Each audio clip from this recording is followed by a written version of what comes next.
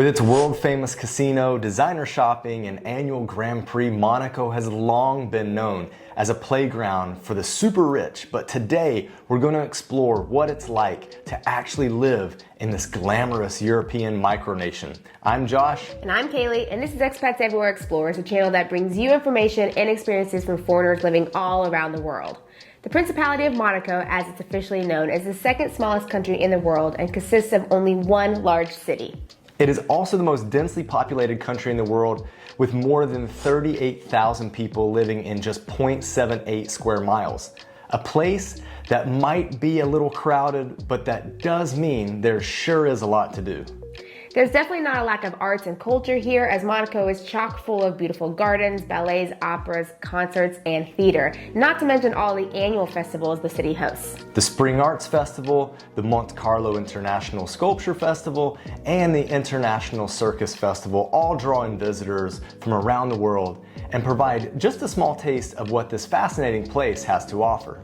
Shopping is another very important pastime in this relaxed Mediterranean environment, but be aware that many of the exclusive designer brands and high price tags could force you to only window shop.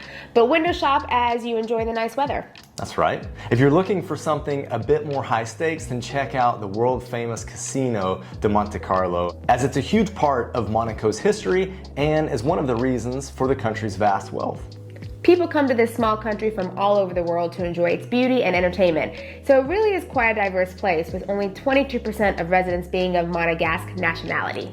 35% of the people are French, 18% are Italian, and the rest come from more than 100 different countries. All this makes Monaco a thriving cultural landscape, rich with different languages, cuisines, and people.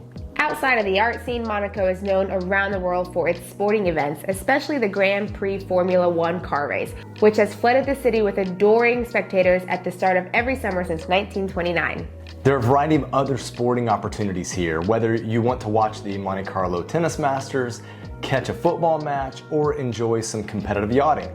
Well, with the country's warm Mediterranean climate, it's no wonder people want to spend all the time outside and on the water. In the summer, temperatures stay between 68 and 86 Fahrenheit, with very little rain to spoil your outdoorsy fun. Even in the wetter winter months, where temperatures stay between 46 and 56 Fahrenheit, it will generally only rain a couple times a month. Snow is even rarer, and the whole country gets pretty excited when it happens every 10 years or so.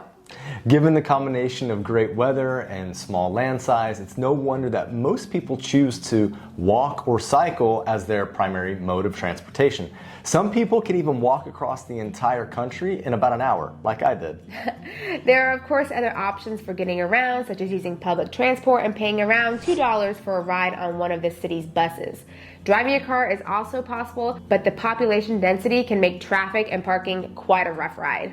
But how did one small city-state in the French Riviera get to be such a popular destination? There's definitely an interesting and complicated history surrounding the creation of the Principality of Monaco as we know it today. But the most important things to know are that the city was taken over by Francois Grimaldi in 1297, and that family has continued to rule over the area ever since, with his descendant HSH, the sovereign Prince Albert II, currently holding the throne. Things start to get a little bit confusing when you look at Monaco's relationship with France, because Monaco is an independent country, but it has very close ties with France. French is the country's official language, France is tasked with the military defense of Monaco, and until recently, the Prime Minister had to be a French citizen. Monaco is also not technically part of the EU or the Schengen zone, but because of its country's position within the borders of France, there are a lot of special agreements in place. That's why people moving here with an EU passport do not need any sort of special residency permissions or work visa. For non-EU citizens hoping to move in, you will need to be able to prove both that you have sufficient funds to maintain your life in Monaco and that you will have a place to live when you get here. If you're hoping to find work, the tourism and banking industries are always expanding, but you may have some difficulty landing the job as priority is given to local applicants before a foreigner can be considered. Now here is where we get into trouble with living in Monaco. It's just plain expensive. Proving that you have somewhere to live when you move doesn't sound too hard on paper, but Monaco consistently has some of the most expensive real estate in the world. Renting a one-bedroom apartment centrally located could cost you about $8,000 a month. It drops a little bit if you're not so central, but it's still high. Now get this, the monthly rent for a 3-bedroom apartment in the center can cost you upwards of $30,000. That's right, $30,000. But don't worry, move out of the center area and it's closer to $10,000 a month instead. If you're hoping to buy something, the average asking price will be around $58,000 per square meter. Location matters a lot on this small island. It's unreal. Yeah. The prices in Monaco make more sense when you learn that 30% of the population are millionaires, and the lack of income tax here has made it a billionaire's playground. So the high prices are just something that you kind of have to be okay with if you want to live in this ultra wealthy area. On top of housing costs, utilities will take up about $350 of your monthly budget, while a liter of milk costs around $2.20, a loaf of bread is about $4.70, and a mid-range bottle of wine is around $13 or so, with a meal for one person and an inexpensive restaurant going for around $27. Now the good news is there are a few areas where costs may not be so outrageous. Most importantly, the medical field. The public health insurance system is rather comprehensive, and things like co-pays or supplementary private insurance are really only needed for things that fall outside the purviews of routine treatments. Otherwise, it's covered by the employer and employee pay-in system. There are also affordable public options in the schooling system, which is based on the French education system. The public schools all teach in French and the traditional Monegasque language of Monegasque. I hope I'm saying that right. But many schools offer special assistance for kids who are learning French as a second language.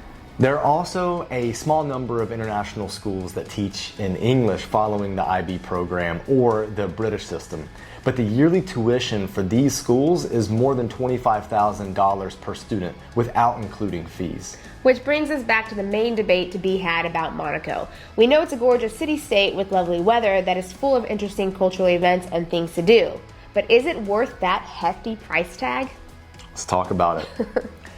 So I think there's a lot for us to say about Monaco and our experience there. First of all, what a beautiful place. Oh, I mean, the architecture is beautiful, the weather is so nice, it's in such a great location in the world. I think it's easy to get to, it's clean. There are a lot of pros about it. It's super walkable, I like that. The weather, whether it's in the summer, the spring, the fall, or winter, it's great. Is great. I mean, if you're going to be stuck in winter anywhere in the world, Monaco or really the French Riviera is one of those places that is super nice to be stuck in. That's true. So there are some hills you have to keep in mind. So if you have mobility issues, while it is walkable, you will encounter some uphill, downhill stuff. But I mean, there are public buses and you can drive, of course, but traffic is pretty bad, especially down in the central area. There's just a lot of cars. Yeah, for sure. A lot of people showing off their cars too. Yeah. Now let's talk a bit about the wealth and the expense that it is to be there. Obviously, it is super expensive to be there. The rental rates are out of control, but it does make sense that it's a small area. It doesn't have a lot of housing. They can demand that. Sure. It's complex, it's nuanced. I find it to just be incredibly expensive on the housing front. Some of the other things, like eating out, going to a cafe, it's above kind of the European norm. However, it's maybe on par with prices you find in Scandinavia. That's true, and it depends on where you are. If you're close to the casino, everything is more expensive in that area. But if you move a little further out, even getting down kind of by the water or some of the other outward locations, we did find more affordable and reasonable pricing for restaurants. So it kind of depends on where you're located. Now, on the balance though, if you're moving there, you're probably not concerned so much about budget, right? Like if you're able to afford the housing, yeah, you're able to afford the fact that utilities are $350 a month, as opposed to maybe $100, which may be more standard in most of Europe, $100, $150. So the fact that that's double or more than double, it's like, whoa, that's double or triple, but it's only 100, 200, 300 euros more. Whereas the rent we're talking about, 2,000, 3,000, 4,000, 5,000 more than other places you could live. But if your company is moving you there, then you're probably on high wages anyway. And then if you're on an expat package, you could negotiate housing, which would be ideal. Yeah. Okay. So I got to ask you this. In your opinion, what would the minimum salary need to be to live there, like Oh my comfortable? gosh. What would you think? I have no idea. I have no idea because housing, it depends on housing. I mean, that is a really big thing. Are you renting? Are you centrally located? You know, that's crazy how much it could end up being. How big of a family are you? I don't know. Why? What do you think? Well, obviously it depends, like you said, on how big your family is, you know, how many people that you have to take care of. I think the minimum would be like $250,000, I would imagine. Like if you're not making $250,000, then I don't think it makes sense to move there. If you're making maybe $500,000, then it's easier. Yeah. It's obviously a ton of money that would go to rent. Buying, my goodness. Yeesh, yeah. I mean, you definitely need to be a millionaire, multi-millionaire to buy there. Which there are a lot of those there. But I think an ideal situation would be that your company moves you there and they assist with a lot of these expenses. Yeah. And then you're making a high wage because of the cost of living there considered to be higher. But you're not having to pay some of those utilities or maybe your utilities but not your rent. Let's talk about the affluency there though, because it was something that we noticed virtually immediately. I mean, so we stayed in a hotel that was kind of above the city center area, but it was like a 10-minute walk. It was a great view. Very easy. I will say real quick that the walkability in Monaco isn't great. It's not terrible, but there are a lot of hills. So if you have mobility issues, it's a little tricky. Okay, so in the city center area, the malls around the casino, the wealth It's too much. is disgusting. Yeah, And it's not that overwhelming. we're against wealth. I mean, Yeah. sure, we would like to be wealthy as well. It's the way people behave. It's very show-offy. I mean, it is Yeah. like, I have money, I'm going to show you I have money, I'm going to look like I have money, then I'm dripping in money, and you're going to look at me because I'm dripping in money. It's just too much. But beyond that, it's like no one looked like they were actually having a good time. Yeah. Like they were taking pictures for the gram, not for like their grandmother, but for Instagram. And that was it. It was like they would snap a photo and then go back to like a resting bitch face and then move on. It was all very vain, I would say. Yeah, totally. So we caught that vibe immediately. Whereas in a place like Nice, which is very close to Monaco, but it's more diverse in terms of socioeconomically, it has a bit more life to it. It has a bit more like, not that it's the common man's place at all, but it just has a little more livable feel to it. Yeah, you could definitely feel that there were people coming in for like the Millionaire or Billionaire Playground that we were talking about. And that's from cool. Italy, from France, like you could see that mix that people were there just to play and have fun. But yeah, it lacked in like smiles and like you were doing it for your own entertainment and enjoyment. It was like you're doing it to show off, you know? Like, Yeah. So that was a weird feeling, especially, again, down in the center. There's different parts of Monaco, you know, it's small, but like you get a bit of a different feel in certain areas. And down in the center, it just felt very show-offy. Too much for me. It did. Okay, so I think we've gotten to that time where I need to ask you the question, would you expat that? So I'm asking, would you want to live or move to Monaco for some period of time, 6 months, a year, a couple years, and be an expat there? Yeah, this is tough because I think Monaco is great. The weather is amazing. The architecture is beautiful. It would be an amazing place to live. But honestly, with the people and the way that it's not transient, but you get so many people that are in and out, just there, you know, on vacation or to go shopping. The type of people that it brings in, the expense that you have for just your rent. She still hasn't answered the question. Would you want to be an expat? I'm saying kind of my pros and cons. While the weather is beautiful and I do love the weather, I would say no, I would not expat Monaco. I didn't really, the people weren't my good vibing. I don't know. Yeah, totally. I'm gonna say no as well because of the same thing. It really had nothing necessarily to do with Monaco or Monte Carlo as a place. Beautiful. Right. Amazing. Weather, spot on. Like that's the type of place you want to live for weather. Amenities, my goodness. Mobility, not just there, but like to get to other countries. France, Italy, right there. Easy. The airport, the Nice airport is what serves the city if you're wanting to get out. Fine. Well connected. Super well connected. The train gets you in and out, like I said.